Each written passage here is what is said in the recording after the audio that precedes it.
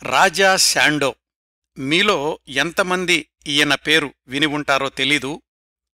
100 ఏళ్ల క్రిందటి ఈ సినీ ప్రముఖుడి గురించిన కార్యక్రమం ఈరోజు. 100 ఏళ్ల క్రిందట సినిమా అంటే ఇంకా మాటలు కూడా రాని మొగ సినిమా కదా? అవునండి.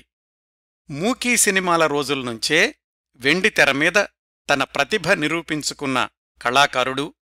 ఇంకా ఖచ్చితంగా చెప్పాలంటే 1922 నుంచే బొంబాయి సినీ రంగంలో దక్షిణాది జెండా ఎగరేసిన అరుదైన తమిళ కళాకారుడు రాజా శాండో. మూకీ సినిమాల రోజుల్లో బొంబాయికి వెళ్లి తమ ఉనికిని చాటుకున్న కళాకారుల్లో కొంతమంది వైవీరావు గారు, సి పుల్లయ్య గారు, రఘుపతి సూర్యప్రకాష్ గారు, పైడి జయరాజ్ గారు మొదలైనవాళ్లు. వీళ్లందరూ కొంతమంది దర్శకత్వ శాఖల్లోనూ కొంతమంది నటనలోనూ కూడా తమని తాము నిరూపించుకున్నారు. వీళ్లందరికంటే ముందుగా బొంబాయి మూకీ సినిమా రంగంలో సూపర్ స్టార్గా వెలుగొందిన తమిళ నటుడు రాజా శాండో. బొంబాయిలో అందరూ దక్షిణాది కళాకారుల్ని మద్రాసీలు అని హేళనగా పిలిచే రోజుల్లో అందరితోటి రాజా అని పిలిపించుకుని టైగర్లాగా తన నట జీవితాన్ని కొనసాగించిన తమిళ పహిల్వాన్ పి.కె. నాగలింగం. పి.కె. నాగలింగం గారి వెండితెర పేరే రాజా శాండో లేదా పి.కె. రాజా శాండో. శాండో అనగానే మీ అందరికీ అర్థమయ్యే ఉంటుంది, దేహదారుఢ్య రంగంలో ప్రత్యేకతలున్న ప్రముఖుడు అని. బాడీ బిల్డర్ అయిన తమిళుడు బొంబాయికెళ్లడం, అక్కడ సినీ రంగంలో తనదైన ముద్ర వేయడం. ఆసక్తికరమైన ఆ ప్రయాణపు వివరాల్లోకి వెళ్లబోయే ముందు రాజా శాండో గారి ప్రత్యేకతల జాబితా చూద్దాం. రాజా శాండో గారి సినిమా జీవితం 1922 నుంచి 1943లో ఆయన మరణించేదాకా, అంటే సుమారుగా 21 సంవత్సరాలు. మూకీల నుంచి టాకీల సంవత్సరాల్లో కూడా. 1894 నుంచి 1943 దాకా ఆయన జీవించింది కేవలం 49 సంవత్సరాలే. కేవలం అని ఎందుకంటున్నానంటే ఆనాటి ఈనాటి జీవన ప్రమాణాల్లో 49 సంవత్సరాలకే మరణించడం అంటే చిన్న వయసులో మరణించినట్లే లెక్క. మూకీల నుంచి కూడా రాజా శాండో నటుడు, దర్శకుడు, రచయిత, స్టంట్ మాస్టర్, నిర్మాత అన్ని రంగాల్లోనూ తనదైన ప్రత్యేకతను నిలబెట్టుకున్నారు. మూకీ సినిమాల్లో అయితే తన స్టంట్సు తానే చేసుకోగలిగిన మొట్టమొదటి నటుడు రాజా శాండో అంటారు. సుమారుగా 70 మూకీ సినిమాల్లో నటించారు. వాటిల్లో హిందీ, తమిళ 2 భాషల కళాకారులు నటించిన, నిర్మించిన చిత్రాలున్నాయి. మూకీ చిత్రాలను భాషతో కలిపి చెప్పేదెందుకంటే, అంటే హిందీ మూకీ చిత్రం, తమిళ మూకీ చిత్రం అనేది ఎందుకంటే, ఆయా భాషల నటీనటులు ఎక్కువ మంది నటించారని చెప్పేందుకు, ప్రాథమికంగా ఆ భాషలో స్క్రిప్టు రాసుకుని నిర్మించారని తెలియచేసేందుకు. మూగ సినిమా ప్రదర్శనలు అంటే తెర వెనుక వ్యాఖ్యాతలు ఉంటారు అని మీ అందరికీ తెలుసనుకుంటాను. ప్రాథమికంగా ఏ భాషలో వ్యాఖ్యానం ఉంటే దాన్ని ఆ భాషా మూగ చిత్రం అని చెప్పుకోవచ్చు. అట్లా రాజా శాండో గారు నటించినవి, దర్శకత్వం చేసినవి హిందీ, తమిళ 2 భాషలకు చెందిన మూగ సినిమాలు. 1922లో నటుడిగా హిందీ సినీ రంగ ప్రవేశం చేస్తే 1928 నుంచి నటుడిగా కొనసాగుతూనే దర్శకుడిగా కూడా తన ప్రతిభను నిరూపించుకున్నారు. దర్శకత్వ శాఖలో కూడా హిందీ, తమిళ 2 రంగాల మూకీ సినిమాలను రూపొందించారు. టాకీలు ప్రారంభమయ్యాక నటుడిగా కొనసాగుతూనే హిందీ, తమిళ భాషా చిత్రాలతో పాటు 2 తెలుగు చిత్రాలకు కూడా దర్శకత్వం చేశారు. వివరాలు సమగ్ర కథనంలో చెప్తాను. ఆయన దర్శకత్వం చేసిన తెలుగు సినిమాల హైలైట్స్ చెప్పుకోవాలంటే, తెలుగు టాకీలు ప్రారంభమైన మరుసటి సంవత్సరమే 1933 సెప్టెంబర్లో పోటాపోటీగా విడుదలైన 2 రామదాసు చిత్రాల్లో బొంబాయిలో తయారైన రామదాసుకి దర్శకత్వం చేసింది, అందులో తానీషాగా నటించింది రాజా శాండో గారే. రాజా శాండో దర్శకత్వం చేసిన 2వ తెలుగు చిత్రం 1941లో విడుదలైన చూడామణి సాంఘిక చిత్రం. అంతవరకు పౌరాణిక సినిమాలకే పరిమితమైన సిఎస్ఆర్ కథానాయకుడిగా నటించిన తొలి సాంఘిక చిత్రం ఈ చూడామణి. కథానాయిక పుష్పవల్లి. మరిన్ని వివరాలు సమగ్ర కథనంలో వస్తాయి. పౌరాణిక కథలకే పరిమితమైన హిందీ మూకీ సినిమాల్లో సాంఘిక కథాంశాలను ప్రోత్సహించింది రాజా శాండోగారే అంటారు. టాకీల యుగంలో కూడా సమకాలీన సామాజిక సమస్యలను ప్రతిబింబించే చిత్రాలకు ఆద్యుడు రాజా శాండో. సినిమాకి సాంఘిక ప్రయోజనం ఉండి తీరాలి అని నమ్మిన వాళ్లల్లో తొలితరం కళాకారుడు రాజా శాండో. ఆయన నటించిన రూపొందించిన సాంఘిక కథాంశాల మూకీ టాకీల కొన్ని పేర్లు the million girl, young India, Devadasi, telephone girl, typist girl, barrister's wife, Toofan Taruni మొదలైనవి. ఇంకా ఒకనాటి ప్రముఖ తమిళ హాస్య నటుడు ఎన్ఎస్ కృష్ణన్. ఆయన గురించి మనం ఎంజీఆర్ సిరీస్లోనూ కరుణానిధి సిరీస్లో కూడా చాలాసార్లు ప్రస్తావించుకున్నాం. ఆయన్ని ఎన్ఎస్కే అని కూడా అనేవాళ్లు. ఎన్ఎస్కే నటించిన మొట్టమొదటగా విడుదలైన చిత్రం 1936లోని మేనక. అది రాజా శాండోగారి దర్శకత్వంలో రూపుదిద్దుకున్నదే. తమిళంలో తొలి సాంఘిక టాకీ చిత్రం కూడా రాజా శాండోగారు రూపొందించిన ఈ మేనక చిత్రమే. ఆనాటి ప్రముఖ తమిళ హాస్య జంట ఎన్ఎస్కే, టిఏ మధురం.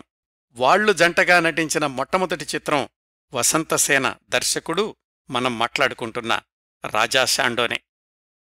తమిళంలో నవలల్ని వెండితెరకెక్కించడం అన్న ప్రక్రియ రాజా శాండోగారితోనే ప్రారంభమయ్యింది.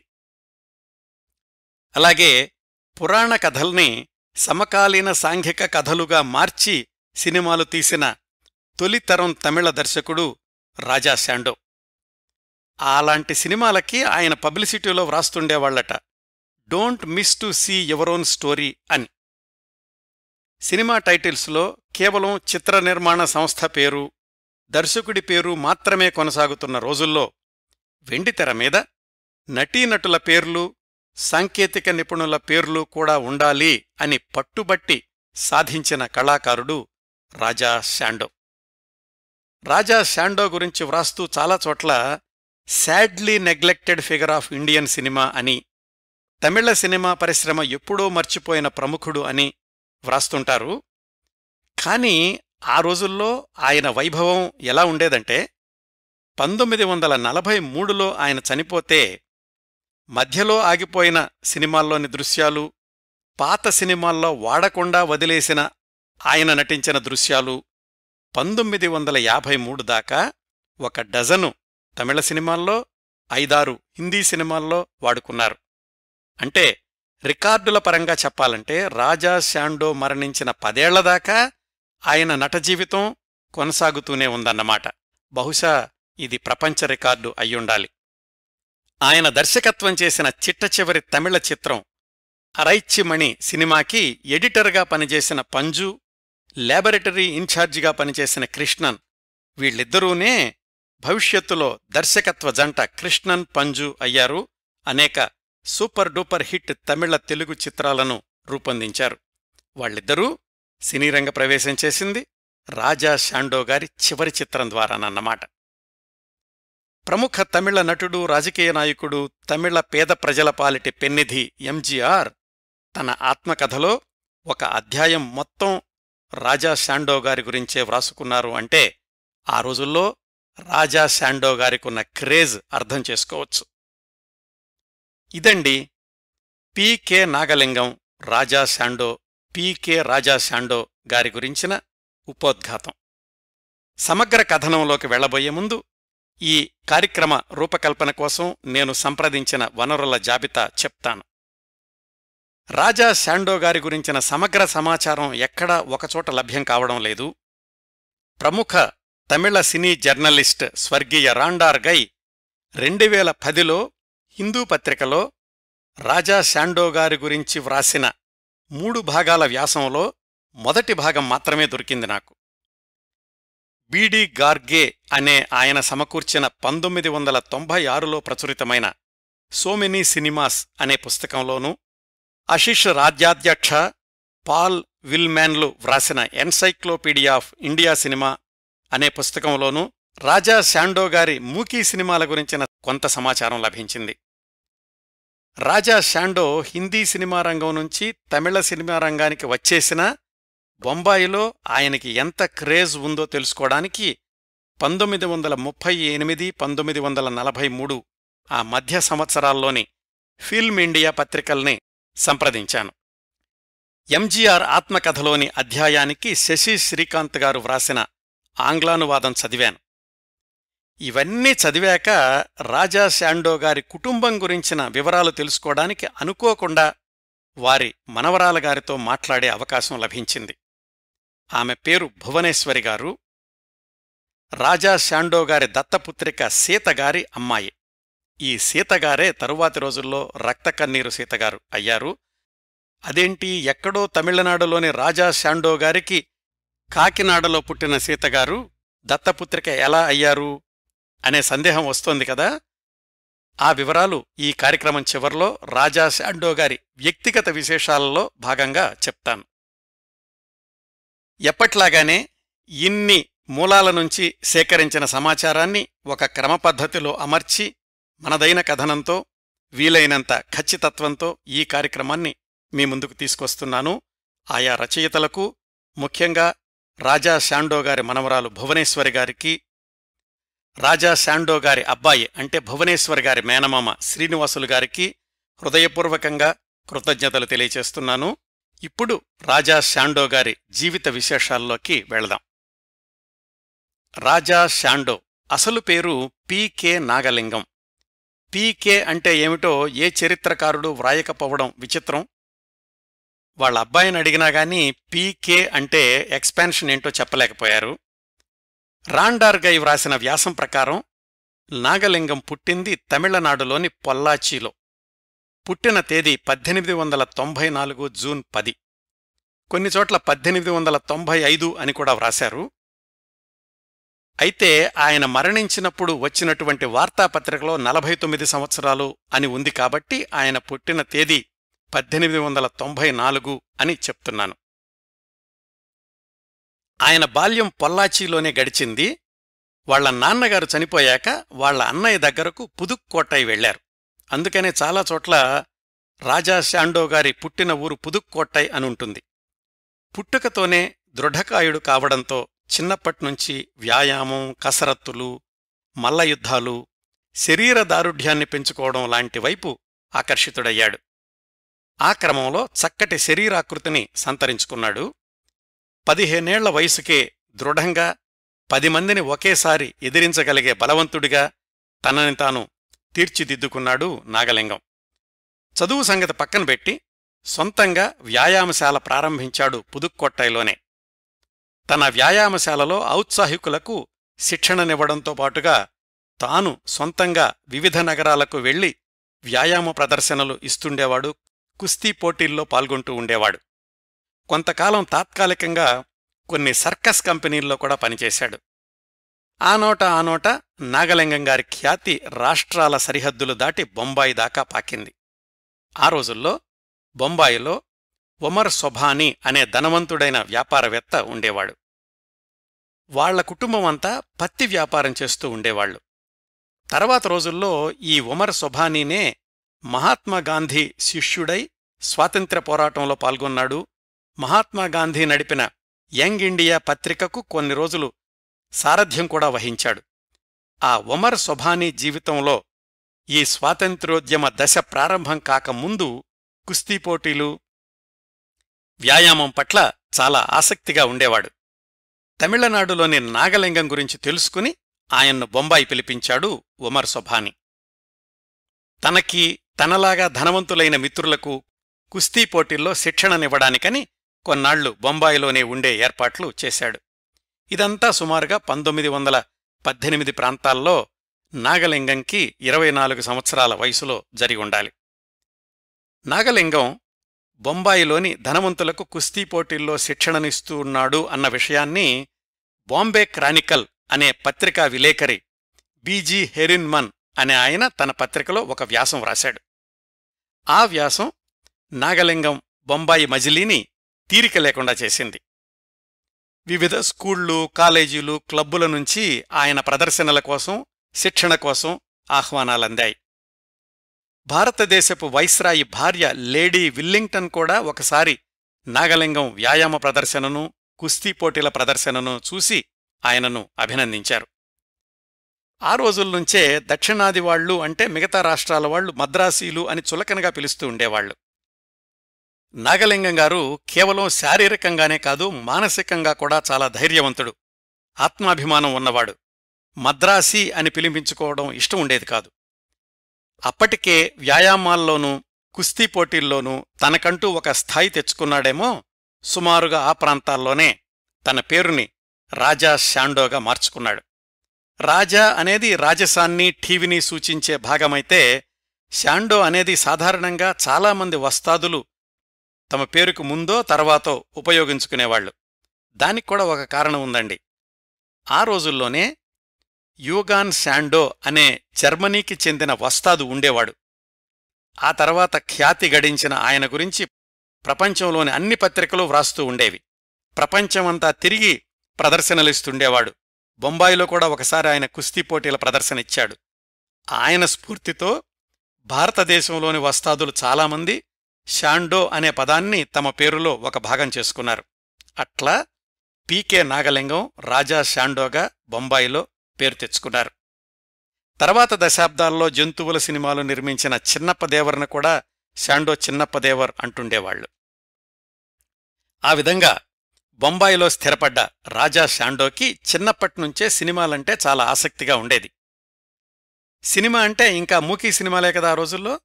పైగా చాలా వరకు సినిమాలు బొంబాయిలోనే తయారవుతూ ఉండేవి. సహజంగానే ధైర్యవంతుడైన రాజా శాండో ఒకరోజు సరాసరి తనే ఒక ప్రొడక్షన్ ఆఫీసుకి వెళ్లాడు. దాని పేరు నేషనల్ ఫిలిం కంపెనీ. దానికి నిర్మాత, దర్శకుడు అన్నీ ఎస్ఎన్ పటన్కర్, సదాశివ్ నారాయణ్ పటన్కర్. ఆయన 1915 నుంచే సొంతంగా మూకీ సినిమాలు తీస్తున్నాడు. కచదేవయాని, భర్తృహరి, కాళిదాస ఇలాంటి పౌరాణిక చిత్రాలు తీశాక తొలిసారిగా మర్డర్ ఆఫ్ నారాయణరావు పేష్వా అనే మొట్టమొదటి చారిత్రక మూకీ సినిమా కూడా తీశాడు. ఎవరు? ఎస్ఎన్ పటన్కర్ అనే ఆయన. ప్రస్తుతం మనం మాట్లాడుకుంటున్న 1922కి భక్తబోధన అనే సినిమా తీయడానికి సన్నాహాలు చేస్తున్నాడు. ఆ రోజుల్లో తయారయ్యే పౌరాణిక చిత్రాల కోసం ఎక్కువగా దృఢకాయుల్ని ఎంపిక చేస్తుండేవాళ్లు. మాటలుండవు కాబట్టి పాటలు, పద్యాలు, కంఠస్వరం వీటితో పనిలేదు. చూడ్డానికి భీముడంటే భీముడ్లాగా, యముడంటే యముడ్లాగా ఉండాలంతే. సరిగ్గా ఆ సమయంలోనే రాజా శాండో పటన్కర్ని కలుసుకున్నాడు. రాజా శాండోని చూడగానే పటన్కర్కి తన భక్తబోధనలో ప్రధాన పాత్రకు సరిపోతాడు అనిపించింది. వెంటనే అసిస్టెంట్ డైరెక్టర్ని పిలిపించి స్క్రీన్ టెస్ట్కి ఏర్పాట్లు చేయమన్నాడు. ఆయనకిచ్చిన దృశ్యం ఏమిటంటే, ఒక రైతు తన కుటుంబంతో కలిసి ధాన్యం బస్తాలు బండిమీద వేసుకుని వెళుతుంటే గుర్రాల మీద వచ్చిన 5-6 దొంగలు అతణ్ణి అడ్డగించి ధాన్యం ఇవ్వమని బెదిరిస్తారు. ఆ రైతు ధైర్యంతోటి వాళ్లని ఎదిరిస్తాడు. దానిలో ధైర్యవంతుడైన రైతు పాత్ర రాజా శాండోది. స్క్రీన్ టెస్ట్లో భాగంగా 5-6 సహాయ నటుల్ని గుర్రాల మీద వచ్చే దొంగలుగా సిద్ధం చేశారు. దృశ్యం అంతా రాజా శాండోకి వివరంగా చెప్పాడు అసిస్టెంట్ డైరెక్టర్. నటించి చూపించమన్నాడు. నిమిషాల్లో ఆ గుర్రాల మీద వచ్చిన వాళ్లు ముక్కుల వెంబడి రక్తం కారుతుండగా మట్టి కరిచారు. ఇదంతా చూసి మూర్ఛపోవడం అసిస్టెంట్ డైరెక్టర్ వంతైతే, ఈ గందరగోళం గురించి తెలుసుకున్న దర్శకుడు పటన్కర్ పరుగు పరుగున వచ్చి రాజా శాండోని పట్టుకుని ఆపాడు. బాగా నటిస్తున్నావయ్యా, అయితే ఇది నటనాని గుర్తుపెట్టుకో, వాళ్లని నిజంగా కొట్టాల్సిన అవసరం లేదు, కొట్టకూడదు. అయినా కాని నీ హావభావాలు, క్విక్ రియాక్షన్స్ బాగా నచ్చాయి. ఫైటింగ్ అయితే బాగా చేశావు, ట్రాజిడీ సీన్ కూడా ఇస్తాను అని మరణించిన తల్లిని చూసి కొడుకు భావాలు ఎలా ఉంటాయో చూపించమన్నాడు. మరి సర్కస్ అనుభవమో ఏమో కాని నటనలో ఎలాంటి శిక్షణ లేకపోయినా ఆ విషాద దృశ్యం కూడా చక్కగా అభినయించి చూపించాడు రాజా శాండో. అంతే, నా భక్తబోధనలో నువ్వే హీరో అన్నాడు పటన్కర్. ఈ సందర్భంలో ఇంకొక ఆసక్తికరమైన విషయం ఏమిటంటే, రాజా శాండో స్క్రీన్ టెస్ట్ ప్రహసనం స్ఫూర్తితోటి ఎంజీఆర్ తర్వాత చాలా సంవత్సరాలకి ఎంగవీట్టు పెళ్ళై అనే సినిమాలో ఒక దృశ్యాన్ని కల్పించుకున్నారు. ఆయనింకా సినిమాల్లోకి ప్రవేశించడానికి ఇబ్బందులు పడుతున్న రోజుల్లో రాజా శాండో గారిని కలుసుకున్నారు కూడా ఎంజీఆర్. ఆ వివరాలు కథాక్రమంలో వస్తాయి. ఆ విధంగా రాజా శాండో నటించిన మొట్టమొదటి చిత్రం భక్తబోధన 1922లో విడుదలయ్యింది. షూటింగ్ జరిగినన్ని రోజులు నెలకి ₹101 జీతం ఇచ్చారు. సినిమా విడుదలవగానే మంచి ప్రజాదరణ పొందడంతోటి రాజా శాండోకి అవకాశాలు వెల్లువెత్తాయి. ముఖ్యంగా ఆయనంతట ఆయన స్వయంగా చేసిన స్టంట్స్ ప్రేక్షకులకు బాగా నచ్చాయి. వెనక్కి తిరిగి చూసుకునే అవసరం లేదు. ఆ తర్వాత నుంచి బొంబాయి లేదా మద్రాసు, కొల్హాపూరు, పూనా ఇలాంటి స్టూడియోలే ఆయన జీవితరంగం అయ్యాయి. ఆ రోజుల్లోని తన సహనటులు పహిల్వాన్లు అయిన బాబూరావు పహిల్వాన్, వసంతరావు పహిల్వాన్, హబీబు ఉస్తాద్ పహిల్వాన్ మొదలైన వాళ్లందర్నీ దాటేసి ముందుకెళ్లాడు రాజా శాండో. సంవత్సరానికి 5-6 సినిమాల్లో నటించడంతో పాటు పారితోషికం కూడా ₹1000 దాటింది అతి త్వరలోనే. మొదటి సంవత్సరంలోనే అంటే 1922లోనే కర్ణ, సూర్యకుమారి అనే మరొక 2 మూకీ సినిమాల్లో కూడా నటించారు. తరువాతి సంవత్సరం 1923లో విడుదలైన వాలి సుగ్రీవా సినిమాకైతే ప్రధాన పాత్ర ధరించడంతో పాటు కథా స్క్రీన్ ప్లే కూడా సమకూర్చిపెట్టారు రాజా శాండో. వీరభీమసేన్ అనే సినిమాలో భీముడిగా నటించారు. ఆ వరుసలో ఆయన స్టార్ ఫిలింసు, కోహినూరు, కృష్ణ, ఇంపీరియల్ ఇలాంటి బొంబాయిలోని ప్రముఖ నిర్మాణ సంస్థలు నిర్మించిన చిత్రాలు చాలా వాటిల్లో నటించారు. ఆ రోజుల్లోని ప్రముఖ నటీమణులు మిస్ గోహర్, సులోచన, జుబేదా, సుల్తానా వీళ్లందరితోటి కలిసి నటించారు రాజా శాండో. రూబీ మేయర్ అనే నటి భారతదేశంలో స్థిరపడిన యూరోపియన్ కుటుంబానికి చెందిన అమ్మాయి. ఆమె వెండితెర పేరు సులోచన. మూకీ సినిమాల రోజుల్లో వెండితెర మీద మొట్టమొదటి శృంగారతార ఈ సులోచన, రూబీ మేయర్. ఆమె నటించిన సినిమాలు ప్రదర్శించబడే థియేటర్ల బయట ఆమె పేరున్న బోర్డుని తళుకులతో అలంకరించేవాళ్లు. వార్తాపత్రికల్లోని ప్రచార ప్రకటనల్లో కూడా ఆమె పేరు సులోచన లేదా రూబీ మేయర్ అని పెద్ద అక్షరాలతో వేసేవాళ్లు. అలాంటి తార కూడా రాజా శాండోతో కలిసి నటించడానికి ఉత్సాహం చూపించేవాళ్లు. రాజా శాండో, సులోచన కలిసి నటించిన సినిమాలైతే ఇద్దరి పేర్లు ప్రముఖంగా కనిపించేవి ప్రచార ప్రకటనల్లో. వాళ్ళిద్దరూ కలిసి నటించిన సినిమాల్లో ఆసక్తికరమైనది 1926లో విడుదలైన టైపిస్ట్ గర్ల్. ఆ రోజుల్లో చాలా మూకీ సినిమాలకు 2 పేర్లు ఉండడం పరిపాటి. ఒక్కోసారి అసలు పేర్లు స్థానిక భాషలో ఉంటే ఇతర భాషల్లో ప్రదర్శితమైనప్పుడు వాళ్లకి తేలిగ్గా అర్థం కావడానికని 2వ పేరు పెడుతూ ఉండేవాళ్లు. రాజా శాండో, సులోచన జంటగా నటించిన టైపిస్ట్ గర్ల్కి ఇంకొక పేరు why I became a Christian. 1927లో విడుదలైన గుణసుందరి సినిమాకి 2వ పేరు why husbands go astray. Raja Sandow, Ruby Myers అంటే సులోచన జంటగా నటించిన ఇంకొక చిత్రం టెలిఫోన్ గర్ల్. దర్శకుడు ఎం భావనాని. ఆ సినిమా ప్రకటనల్లో night clubs, Turkish baths, college life of girls అని వ్రాశారు. ఈ సాంఘిక చిత్రాల్లో కథాంశాలు ఆనాటి సమాజంలోని సంఘటనల ఆధారంగా ఉండేవి. ఒకవైపేమో పౌరాణిక చిత్రాల్లో భీముడు, కీచకుడు, యముడు ఇలాంటి పాత్రలు పోషిస్తూనే ఇంకొక వైపు సాంఘిక చిత్రాల్లో దుష్టుల్ని శిక్షించే పాత్రలు పోషించడంలో పేరు తెచ్చుకున్నారు రాజా శాండో. అందుకనే ప్రేక్షకుల్లోని అన్ని వర్గాల వారిని కూడా ఆకట్టుకోగలిగారు. మొదట్లో మద్రాసీ అని పిలిచిన వాళ్లే ఆయన డేట్స్ కోసమని క్యూలో నిల్చునేవాళ్లు. మొదట్నుంచి కూడా రాజా శాండో గారిది ఇంకా సాధించాలి, ఇంకేమైనా సాధించాలి అనుకునే మనస్తత్వం. నటుడిగా కొనసాగుతున్న రోజుల్లోనే సినిమా నిర్మాణంలోని అన్ని విభాగాలను చాలా దగ్గరగా గమనిస్తూ ఉండేవాడాయన. ఆ అనుభవంతో 1928లో తొలిసారిగా దర్శకత్వ బాధ్యతలు చేపట్టారు, ప్రధాన పాత్రలో నటిస్తూనే. ఆ సినిమా పేరు స్నేహజ్యోతి. 1928లో విడుదలయింది. ఆ సినిమాకి మొదట దర్శకుడు దానిలో నటించిన ఆర్ఎన్ వైద్య. సినిమా మధ్యలో ఉండగా ఆయనకేదో ఇబ్బందొస్తే మిగతా సినిమా దర్శకత్వ బాధ్యతల్ని రాజా శాండో తీసుకున్నారు.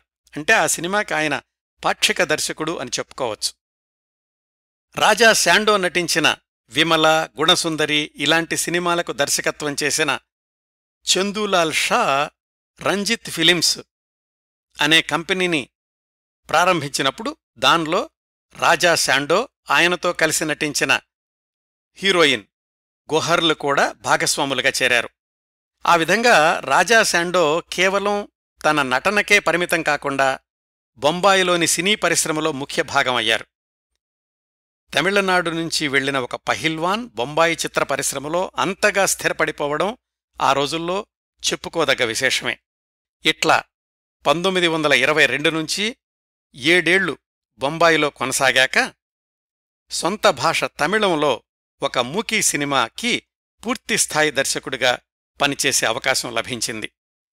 1929లో ఏం జరిగిందంటే, తమిళనాడులోని శివగంగకు చెందిన ఆర్ పద్మనాభన్ అనే వ్యాపారవేత్త సినిమా నిర్మాణంలోకి ప్రవేశిద్దామనుకున్నాడు. అప్పటిదాకా ఈ పద్మనాభన్ అనే ఆయన సినిమా పంపిణీ రంగంలో ఉన్నారు.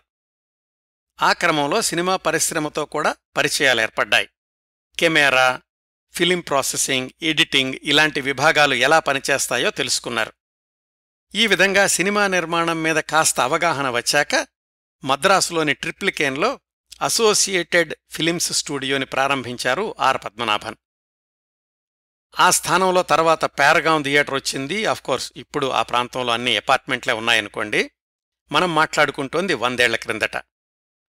అసోసియేటెడ్ ఫిలిమ్స్ తరఫున సినిమా నిర్మాణంలోకి ప్రవేశిద్దాము అనుకున్నప్పుడు అప్పటిదాకా మద్రాసులో నిర్మాణమవుతున్న మూకీ సినిమాల్ని బొంబాయిలో తయారవుతున్న మూకీ సినిమాలతో పోలిస్తే బొంబాయిలోని సినిమాల నాణ్యతా ప్రమాణాలు చాలా ఎక్కువ స్థాయిలో ఉన్నాయి అనిపించింది పద్మనాభన్కి. బొంబాయి నుంచి ఎవరినైనా తీసుకొచ్చి తమిళ మూకీ సినిమా తీద్దాము అనుకున్నారు. సహజంగానే అప్పుడు ఆయనకు గుర్తొచ్చింది బొంబాయి సినీ రంగంలో ఉన్న తమిళ పహిల్వాన్ రాజా శాండో. ఆయన్ని సంప్రదించి మద్రాసుకి రమ్మని ఆహ్వానించగానే ఆయన కూడా సరే అన్నారు. బహుశా సొంత రాష్ట్రంలో సొంత భాషా కళాకారులతో పనిచేయడం కూడా రాజా శాండోకి ఆసక్తి ఉండుండొచ్చు. అప్పటికీ ఆయన బొంబాయిలోని ఒక మూకీ సినిమా స్నేహజ్యోతికి పాక్షికంగా దర్శకత్వం చేసిన అనుభవం ఉంది. 40-50 సినిమాల్లో నటించిన అనుభవమూ ఉంది. అప్పటికే బొంబాయిలో రాజా శాండో నటించిన సాంఘిక చిత్రాలు చక్కటి విజయం సాధించాయి కూడా. ఆర్ పద్మనాభన్ అసోసియేటెడ్ ఫిలిమ్స్ తొలి ప్రయత్నంగా సాంఘిక చిత్రాన్నే నిర్మిద్దామనుకున్నారు. మూగ సినిమానే. దర్శకుడు, ప్రధాన పాత్రధారి రాజా శాండోనే. ఆ స్క్రిప్టు వ్రాయడానికి వీళ్ళిద్దరితోటి జత కలిశారు ఒక లాయర్ గారు. వృత్తిరీత్యా లాయరే అయినా ఆయనకు కూడా నాటకాలన్నా, లలిత కళలన్నా, సినిమాలన్నా చాలా ఆసక్తి. పైగా ఆ లాయర్ గారి మామగారు ఆర్ పద్మనాభన్ వ్యాపారంలో పెట్టుబడిదారు కూడా.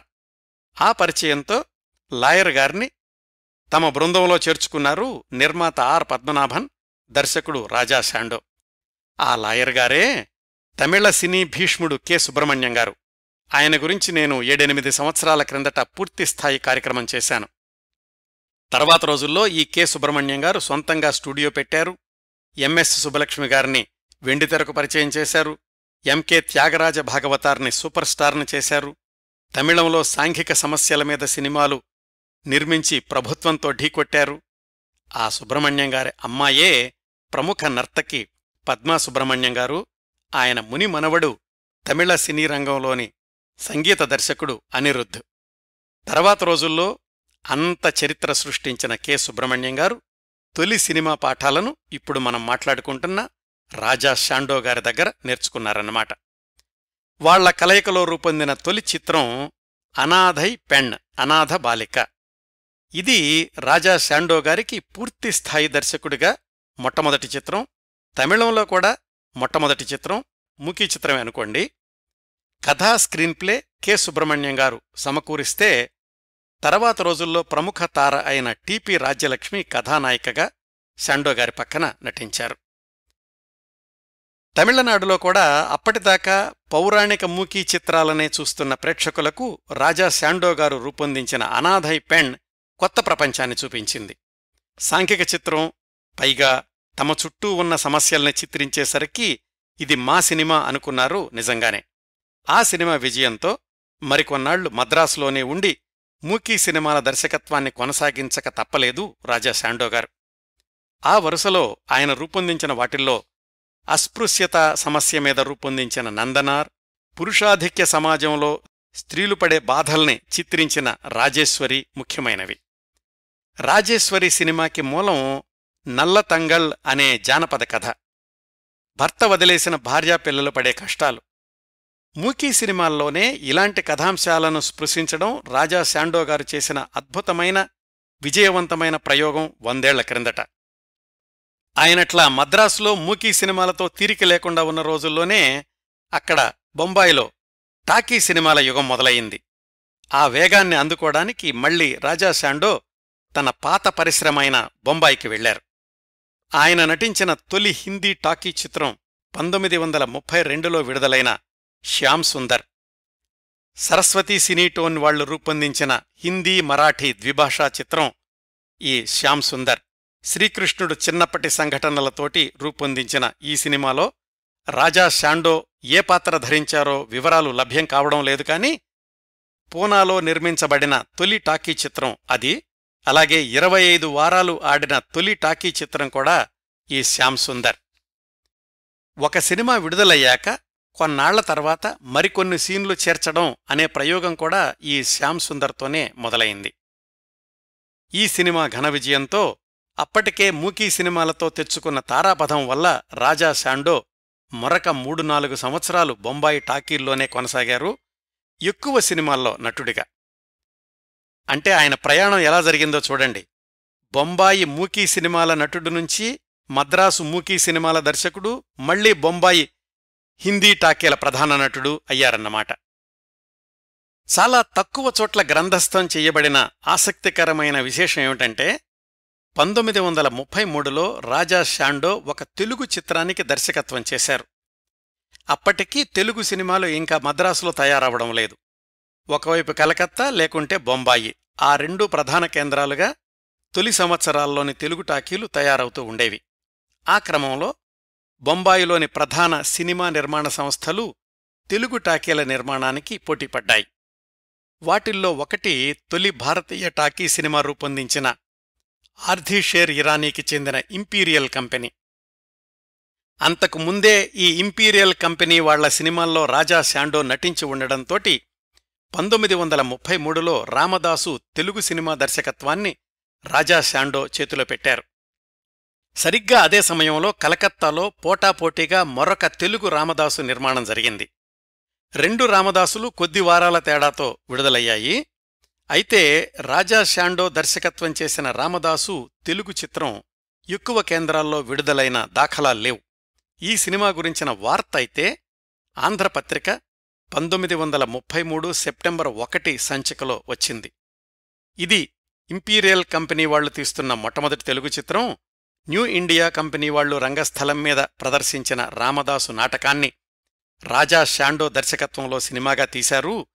దీనిలో రాజా శాండో తానిషా పాత్రలోనూ, నాగేంద్ర అనే ఆయన రామదాసు పాత్రలోనూ, మిస్ లీల కమల పాత్రలోనూ కనిపిస్తారు.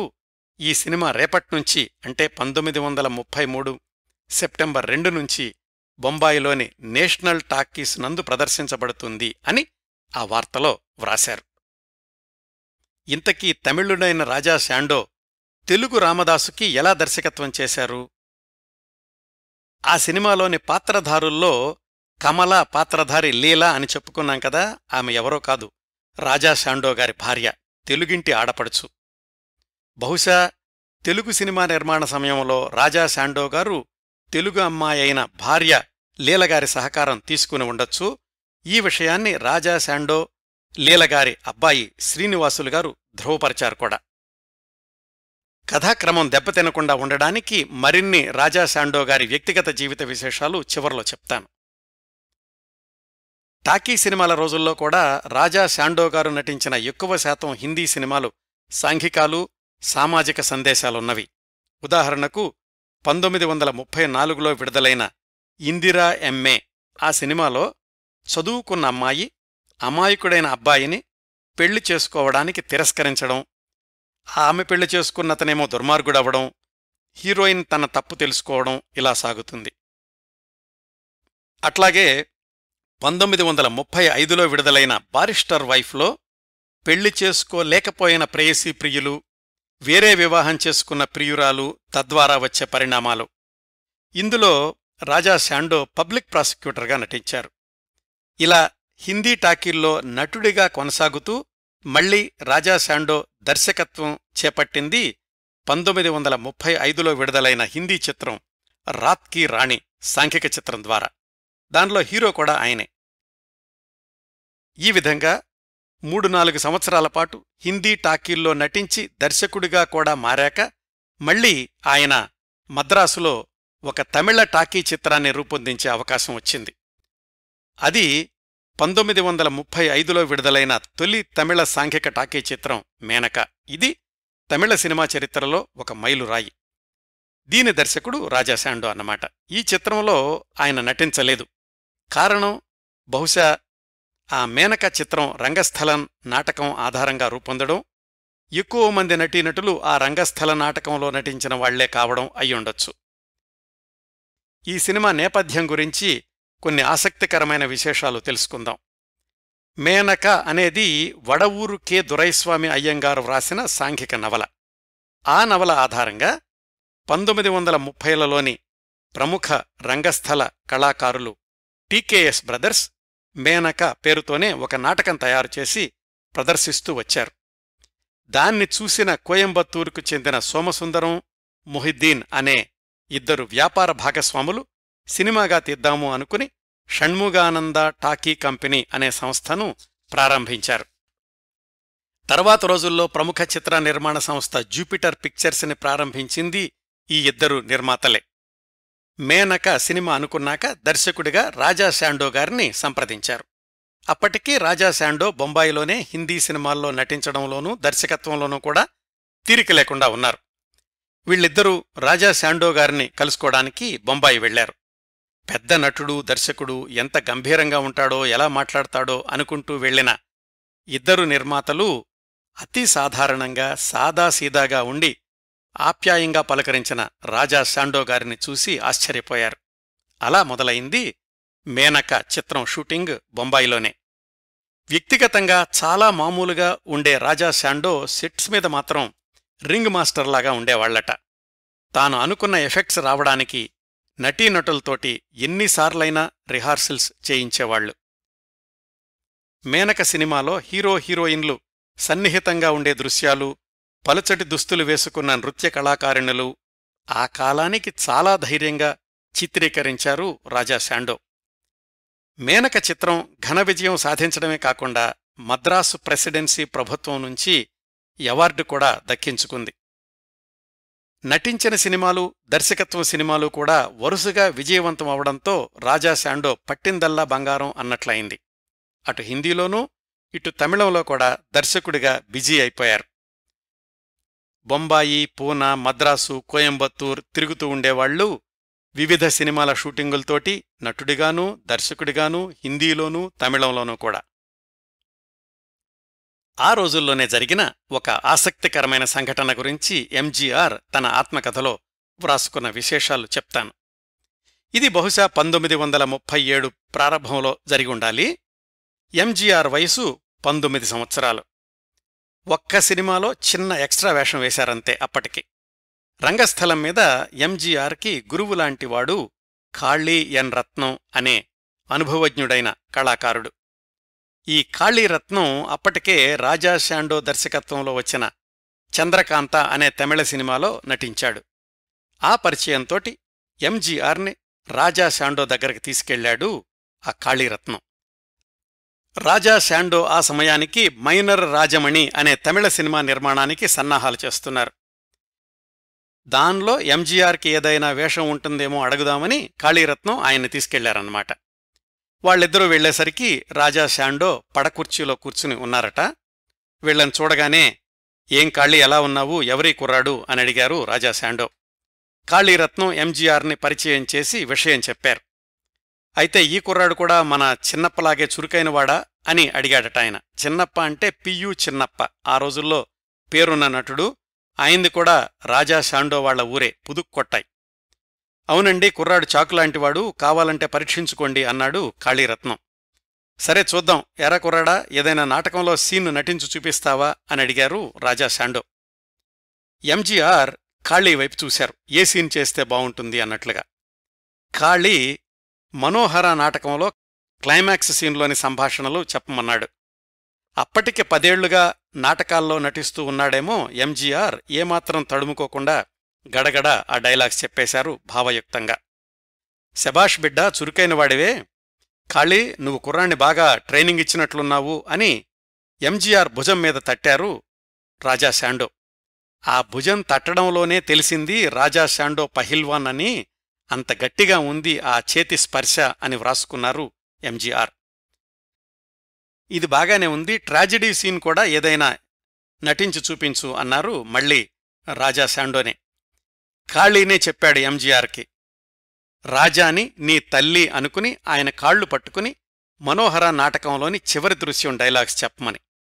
ఎంజీఆర్ వెంటనే ఆ పాత్రలోకి పరకాయ ప్రవేశం చేసి రాజా శాండో గారి కాళ్లు పట్టుకుని అమ్మా అమ్మా ఏమిటి నువ్వంటున్నది అంటూ కళ్ల వెంబట నీళ్లు కారుస్తూ సుదీర్ఘమైన డైలాగ్ చెప్పాడు. బాగా చేశావయ్యా, అయితే ఒక చిన్న విషయం గమనించావా? అమ్మా అమ్మా అని 2 సార్లు అన్నాక నీ కళ్ల వెంబటి నీళ్లొచ్చాయి. మొదటిసారి అమ్మా అనడానికి ముందే కన్నీళ్లు రావాలి, నేను చేసి చూపిస్తాను చూడు అని అదే డైలాగ్ని రాజా శాండో చెప్పారు. అంతవరకు మామూలుగా మాట్లాడుతున్న మనిషి సెకండ్ల వ్యవధిలో కళ్ల వెంబడి నీళ్లు కారుస్తూ ఆ డైలాగ్ చెప్పారు. ఎంజీఆర్ వ్రాసుకున్నారు, రాజా శాండో ఎంత గొప్ప నటుడో ఆ క్షణంలోనే తెలిసింది. స్టేజి మీద అలా చేయడం తేలికే, ముందు సంసిద్ధమై ఉంటాం కాబట్టి, కానీ అంతవరకు మామూలుగా మాతో మాట్లాడుతూ హఠాత్తుగా కన్నీళ్లు రప్పించడం అంటే మహానటుడికే సాధ్యమవుతుంది అని కాళీరత్నం చెప్పారు రాజా శాండోతోటి. చూశావా రాజా, నీ దగ్గర ఎవరైనా సరే మాట్లాడ్డానికే భయపడతారు, అలాంటిది ఈ కుర్రాడు ఎంత ధైర్యంగా నటించి చూపించాడో, మరి మీరు తీయబోయే సినిమాలో ఈ కుర్రాడికి ఏదైనా వేషం ఇప్పించండి అని. రాజా శాండోకి ఎంజీఆర్ సామర్థ్యం మీద పూర్తిగా నమ్మకం కుదిరింది, కానీ మరీ 19 ఏళ్ల కుర్రాడికి సరిపడా పాత్ర ఏదీ లేకపోవడంతోటి ఎంజీఆర్ మైనర్ రాజమణి సినిమాలో వేషం వేసే అవకాశం రాలేదు. రాజా శాండో దర్శకత్వంలో నటించే అవకాశమూ రాలేదన్నమాట. కాని ఎంజీఆర్కి రాజా శాండో మీద ఎంత గౌరవం అంటే, ఆయన ముఖ్యమంత్రి అయ్యాక రాజా శాండో పేరు మీదుగా ఒక సినిమా అవార్డుని ఏర్పాటు చేశారు. అదండి రాజా శాండో ఎంజీఆర్ మీద కలిగించిన ప్రభావం. మైనర్ రాజమణికి రాజా శాండో దర్శకుడు మాత్రమే నటించలేదు అందులో. ఆ రోజుల్లోనే రాజా శాండో సృష్టించిన మరొక అద్భుతం తిరునీలకంఠార్ అనే శివభక్తుడి చిత్రం. ఎంకే త్యాగరాజ భాగవతార్ ప్రధాన పాత్రధారి. అప్పటికే పైపైకి ఇంకా పైపైకి ఎగుస్తున్న ఎంకేటి నట జీవితాన్ని మరింత ఎత్తుకి తీసుకెళ్లిన చిత్రం ఈ తిరునీలకంఠార్. రాజా శాండో గారి దర్శకత్వం చేసిన చిత్రాల్లో మొట్టమొదటిసారి సంవత్సరం పాటు ప్రదర్శించబడిన తిరునీలకంఠార్ 1939 సెప్టెంబర్ 9న విడుదలయ్యింది. ఆయన నటించిన చిట్టచివరి హిందీ చిత్రం 1937లో విడుదలైన తూఫానీ టార్జాన్. ఆ తరువాత వరుసగా తమిళ చిత్రాలు దర్శకత్వం చేయడం, నటించడం కొనసాగించడంతోటి మళ్లీ బొంబాయి వెళ్లలేకపోయారు. ఆయన దర్శకత్వం చేసిన రెండవ తెలుగు చిత్రం చూడామణి 1941లో విడుదలయ్యింది. సిఎస్ఆర్, పుష్పవల్లి హీరోయిన్లు అని చెప్పాను కదా. టీజీ కమలాదేవి హీరోకి చెల్లెలుగా నటించారు. సాంఘిక కథాంశం, ఆనాటి సినిమాలకు అవసరమైన వాణిజ్య సూత్రాలన్నీ ఉన్నాయి, కానీ ఆయన తీసిన తమిళ సినిమాలంతగా విజయవంతం కాలేదు చూడామణి. ఫిల్మ్ ఇండియా పత్రికలో అయితే ఇది రాజా శాండో తీయాల్సిన చిత్రం కాదు, అసభ్యం పాలు హద్దులు దాటింది, సెన్సార్ వాళ్లు ఎలా వదిలేశారో అర్థం కావడం లేదు అని కాస్త ఘాటుగానే విమర్శించారు. ఇంకా రాజా శాండో దర్శకత్వంలో వచ్చిన చిట్ట చివరి చిత్రం 1942లో విడుదలైన అరైచ్చిబణి లేదా మనునీతి చోళన్. తర్వాత రోజుల్లో వీణ బాలచందర్గా పేరు తెచ్చుకున్న ఎస్ బాలచందర్ అప్పటికి 15 సంవత్సరాల కుర్రవాడు. ఈ అరైచ్చిమణిలో ఆయన చోళ రాజకుమారుడిగా నటిస్తే తెలుగు నటి ఎస్ వరలక్ష్మి ఆయనకు జోడీగా నటించారు. ఈ చిత్రం ఒక మాదిరి విజయాన్ని సాధించింది.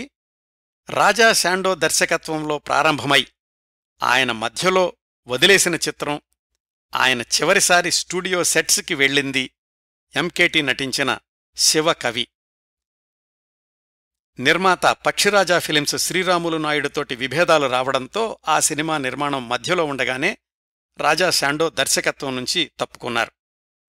మిగిలిన భాగాన్ని శ్రీరాములు నాయుడు పూర్తి చేయడం, ఆ సినిమా ఘన విజయం సాధించడం అదంతా వేరే కథ. ఆ సినిమాలో చివరి వరకు కొనసాగి ఉంటే రాజా శాండో దర్శకత్వం చేసిన చిట్ట చివరి చిత్రం కూడా బాక్సాఫీసును బద్దలు కొట్టింది అని వార్తలు వచ్చుండేవి.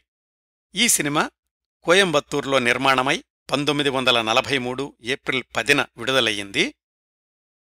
దీన్నుంచి మధ్యలో తప్పుకున్నాక రాజా శాండో గారు కోయంబత్తూర్లోనే ఉండి తన మిగతా సినిమాల గురించి ప్రయత్నాలు కొనసాగిస్తూ ఉన్నారు. ఏదీ ఖరారు కాకముందే లంగ్ ఫ్లూతోటి బాధపడుతున్న రాజా శాండో గారు 1943 నవంబర్ 25న కోయంబత్తూర్లోనే హఠాత్తుగా గుండెపోటుతో కన్నుమూశారు. 1943 నవంబర్ 27 ఆంధ్రపత్రిక దినపత్రికలో ఆయన మరణవార్తను ప్రచురిస్తూ ఉత్తర హిందూస్థానంలో ప్రఖ్యాత నటకులుగా పేరొందిన దక్షిణాత్యులలో వీరు ప్రథములు అని వ్రాశారు. ఇదండి రాజా శాండో గారి సినీ జీవిత ప్రస్థానం. మొత్తంగా సమీక్షిస్తే హిందీ, తమిళ చిత్రరంగాల్లో మూకీల్లోనూ టాకీల్లోనూ నటుడిగానూ దర్శకుడిగానూ కూడా తనను తాను నిరూపించుకోవడమే కాదు, 2 రంగాల్లోనూ చరిత్ర నెలకొల్పారు అని చెప్పుకోవచ్చు. ఆయన పనిచేసిన సినిమాలన్నింటినీ విశ్లేషిస్తే విజయాల శాతం 95 పైనే. తెలుగులో దర్శకత్వం చేసిన 2 చిత్రాలే రామదాసు, చూడామణి సరిగా ఆడలేదు కానీ హిందీ, తమిళ చిత్రాలు మాత్రం అత్యధిక శాతం విజయాలు, ఘన విజయాలు సాధించినవే. ఈ రికార్డు ఆయన సమకాలీనుల్లో ఏ నటుడికి, ఏ దర్శకుడికి లేదు అని ఖచ్చితంగా చెప్పొచ్చు. బొంబాయి చిత్రసీమలో మద్రాసీ అని సంబోధించే వాళ్లతోటి రాజా అని పిలిపించుకున్న పహిల్వాన్ పీకే నాగలింగం రాజా శాండో. నటనలో శిక్షణ తీసుకోకపోయినా, రంగస్థల అనుభవం లేకపోయినా మొదటి సినిమా నుంచే తనదైన ముద్ర వేసిన అరుదైన ప్రతిభావంతుడు రాజా శాండో. ఆయన నటన అనేది ఆయన మరణంతో ఆగిపోలేదండి. ఆయన నటించిన పాత సినిమాల్లోని దృశ్యాలు, వాడకుండా వదిలేసిన ఫుటేజ్ ఇవన్నీ కూడా రాజా శాండో మరణించాక కూడా కొన్ని సినిమాల్లో వాడుకున్నారు. ఆయా సినిమాల్లో టైటిల్స్లో కూడా ఆయన పేరు వేశారు. వాటిల్లో కొన్ని 1949లో విడుదలైన ధూమకేతు, 1952లో విడుదలైన అల్లాడీన్ అండ్ వండర్ఫుల్ ల్యాంప్, 1952లోనే వచ్చిన జంగిల్ కీ జవహర్, 1953లో విడుదలైన నవదుర్గా, హసన్ కీ బాత్. ఇలా ఒక నటుడు చనిపోయిన 10 ఏళ్లదాకా ఆయన పేరు కొత్త సినిమాల్లో కనిపించడం, ఆయన నటించిన దృశ్యాలు ఉండడం బహుశా ప్రపంచ రికార్డు అయ్యుండాలి. ఇంకా ఆయన వ్యక్తిగత జీవిత విశేషాలకొస్తే బొంబాయిలో ఉన్న రోజుల్లోనే సుందరాంబగారితో వివాహమైంది. వారికి సంతానం కలగలేదు. ఆ తరువాత తమిళ సినిమాల కోసమని 1929 ప్రాంతాల్లో మద్రాసుకు వచ్చినప్పుడు ఒకసారి అనారోగ్యంతో ఆసుపత్రిలో చేరారు. ఆ సమయంలో ఆయనకు సేవలందించిన నర్సు తెలుగు మహిళ లీలాబాయి. వారి పరిచయం ప్రేమగా మారి రాజా శాండో లీలాబాయి గారిని వివాహం చేసుకున్నారు. బహుశా ఇది 1930 ప్రాంతాల్లో అయ్యుండొచ్చు. వివాహం అయ్యాక లీలాబాయి గారితో కూడా తాను రూపొందించిన సినిమాల్లో వేషాలు వేయించారాయన. ఇందాక చెప్పుకున్నాం కదా, తెలుగు రామదాసులో కమల పాత్ర పోషించింది ఈ లీలగారే. వారిక్కూడా చాలా కాలం పిల్లలు లేకపోవడంతో లీలాబాయి గారి అన్నయ్య గారి మరదలు 4 ఏళ్ల వయసున్న సీతను కాకినాడ నుంచి పెంపకానికి తెచ్చుకున్నారు. ఆ సీతగారే తర్వాత రోజుల్లో రక్తకన్నీరు సీతగారు, రక్తకన్నీరు నాగభూషణం గారి భార్య అయ్యారు. వారి అమ్మాయి భువనేశ్వర్ గారి వల్లనే ఈ విశేషాలన్నీ నాకు తెలిసాయండి. అంటే భువనేశ్వరి గారికి రాజా శాండో గారు తాతగారవుతారన్నమాట. రక్తకన్నీరు నాగభూషణం గారు రాజా శాండో గారికి అల్లుడుగారవుతారు ఈ వరుసలన్నీ చూసుకుంటే. కాని నాగభూషణం గారు సీతగార్ల వివాహం రాజా శాండో గారు మరణించిన 10 ఏళ్లకు జరిగింది. రాజా శాండో, లీలాబాయి గార్లు సీతగారిని పెంపకానికి తెచ్చుకున్నాక 4-5 ఏళ్లకు 1940లో వారికి ఒక అబ్బాయి జన్మించాడు. ఆయనకు శ్రీనివాసులు అని పేరు పెట్టుకున్నారు. తండ్రి రాజా శాండో చనిపోయే సమయానికి ఆ కుర్రవాడి వయసు 3 సంవత్సరాలు. ప్రస్తుతం ఆయన వయసు 84 సంవత్సరాలు. ఆయనతో మాట్లాడ్డానికి ప్రయత్నించాను కానీ వినికిడి శక్తి తగ్గిపోవడం వల్ల ఫోన్లో మాట్లాడలేకపోయాను. ఆయన మేనకోడలు వరసయ్యే భువనేశ్వర్ గారిని నేను ప్రశ్నలడిగితే ఆవిడ శ్రీనివాసులు గారితో మాట్లాడి స్పష్టత తెచ్చుకుని ఆ సమాచారాన్ని నాకందించారు. రాజా శాండో గారు మరణించే సమయానికి ఆర్థికంగా మంచి స్థితిలోనే ఉన్నారు. లీలాబాయి గారు కూతురు సీతను, కుమారుడు శ్రీనివాసుల్ని పెంచి పెద్ద చేశారు. సీతగారిలోని ఆసక్తిని గమనించి కెవి రెడ్డి గారి సిఫార్సుతోటి యోగి వేమనలో బాలనటిగా పరిచయం చేయడంలో ప్రోత్సాహం అందించారు లీలాబాయి గారు. ఆ సీతగారే తరువాత రక్తకన్నీరు నాటకంతో పేరు తెచ్చుకోవడం, దేవదాసు లాంటి సినిమాల్లో ప్రేక్షకులు గుర్తుపట్టే పాత్రల్లో నటించడం, నాగభూషణం గారి సతీమణి కావడం ఇవన్నీ తర్వాత జరిగాయి. సీతగారు కూడా 4 సంవత్సరాల క్రిందటే కన్నుమూశారు. శ్రీనివాసులు గారు గ్రాడ్యుయేషన్ పూర్తి చేశాక బావగారు నాగభూషణం గారి సిఫార్సుతోటి హాల్డా కంపెనీలో ఉద్యోగిగా చేరి అందులోనే రిటైర్ అయ్యారు. వారి అమ్మగారు అంటే రాజా శాండో గారి భార్యగారు లీలాబాయి గారు 1967లో కన్నుమూశారు. శ్రీనివాసులు గారికి 3 అబ్బాయిలు. అందరూ కూడా ఉన్నతోద్యోగాల్లో స్థిరపడ్డారు. వారిలో ఒకరు మద్రాసులో ఉండగా మిగతా 2 అమెరికాలో ఉన్నారు. ఇవండి రాజా శాండో గారి కుటుంబ సభ్యుల వివరాలు. వారి కుటుంబ సభ్యుల ఫోటోల కోసమని ప్రయత్నించాను కానీ 3-4 ఏళ్ల క్రిందట మద్రాసులోని ఒక సాంస్కృతిక సంస్థ వాళ్లు రాజా శాండో సంస్మరణార్థం కార్యక్రమం చేస్తూ శ్రీనివాసులు గారి దగ్గరనుంచి అరుదైన ఫోటోలు తీసుకెళ్లారు. మళ్లీ తిరిగి రాకపోవడంతో అత్యంత అరుదైన ఛాయాచిత్రాలు కనిపించకుండా పోయాయి. మొత్తం మీద రాజా శాండో గారి గురించి సాధికారికమైన సమాచారాన్ని మీకు అందించగలిగినందుకు ఆనందిస్తున్నానండి. ఇదంతా రాజా శాండో గారి మనవరాలు రక్తకన్నీరు నాగభూషణం గారు, సీతగార్ల కుమార్తె భువనేశ్వర్ గారి వల్ల సాధ్యపడింది. వారికి మరొకసారి హృదయపూర్వక కృతజ్ఞతలు తెలియచేస్తున్నాను. ఇవండి 100 ఏళ్ల క్రిందటి హిందీ చిత్రసీమలో దక్షిణాది జెండా ఎగరేసిన డేరింగ్ అండ్ డాషింగ్ కళాకారుడు పహిల్వాన్ రాజా శాండో గారి గురించి నేను సేకరించగలిగినన్ని విశేషాలు. ఈ ఎపిసోడ్ని ఇంతటితో ముగిస్తానండి. ఈ కార్యక్రమాలను ఆదరించి అభిమానిస్తున్న శ్రోతలందరకు హృదయపూర్వకంగా కృతజ్ఞతలు తెలియచేస్తున్నాను. మళ్లీ వారం మరొక మంచి కార్యక్రమంతో కలుసుకుందాం. అంతవరకు నవ్వుతూ ఉండండి. మీ నవ్వులు 10 మందికి పంచండి. ప్రస్తుతానికి మీ వద్ద సెలవు తీసుకుంటోంది సదా మీ ఆదరాభిమానాలను కోరుకునే మీ కిరణ్ ప్రభ.